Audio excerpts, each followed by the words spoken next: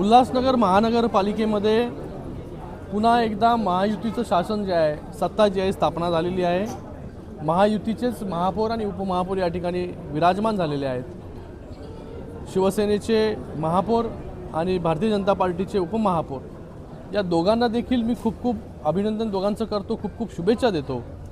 आणि महापौरपदी लाडकी बहीण या ठिकाणी विराजमान झालेली आहे। खास करून तिचं खूप अभिनंदन करतो, तिला खूप शुभेच्छा देतो की लाडकी बहीण योजना तर सरकारने आणली, पण आज लाडक्या बहिणीच्या हातामध्ये खऱ्या अर्थाने नेतृत्व देण्याचं काम जे आहे ते उल्हासनगर महानगरपालिकेमध्ये झालेलं आहे। आता मी कल्याण डोंबिवली महानगरपालिकेमध्ये गेलो होतो, तिथे देखील शिवसेनेच्या ज्या महापौरपदाच्या उमेदवार आता ज्या महापौर झालेल्या आहेत त्या देखील महिला आहेत, त्या देखील लाडकी बहीण आहे। आणि ठाणे महानगरपालिकेचा गाडा देखील लाडकी बहीणच हाकणार आहे। म्हणजे ठाणे, कल्याण डोंबिवली, उल्हासनगर ह्या सगळीकडे लाडक्या बहिणींच्या हातामध्ये जे आहे नेतृत्व देण्याचं काम आज माननीय मुख्य नेते उपमुख्यमंत्री एकनाथजी शिंदे साहेबांनी या ठिकाणी केलेलं आहे।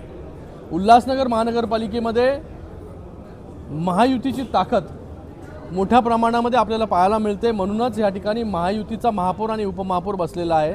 महायुतीच्या माध्यमाने ज्या प्रकारे केंद्रामध्ये माननीय नरेंद्र मोदीजींच्या नेतृत्वाखाली आम्ही सगळे लोक काम करतो, राज्यामध्ये माननीय मुख्यमंत्री देवेंद्र फडणवीस जी असतील किंवा उपमुख्यमंत्री एकनाथजी शिंदे साहेब असतील त्यांच्या नेतृत्वामध्ये आम्ही काम करतो।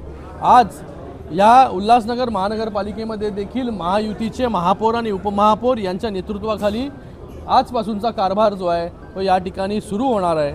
मी दोघांनाही खूप शुभेच्छा देतो की या उल्हासनगरसाठी चांगल्या पॉलिसीज या ठिकाणी घेऊन या, चांगल्या योजना या ठिकाणी घेऊन या आणि त्यांच्या मागे आम्ही सगळे लोकप्रतिनिधी जे आहोत पूर्ण ताकदीने उभे राहू।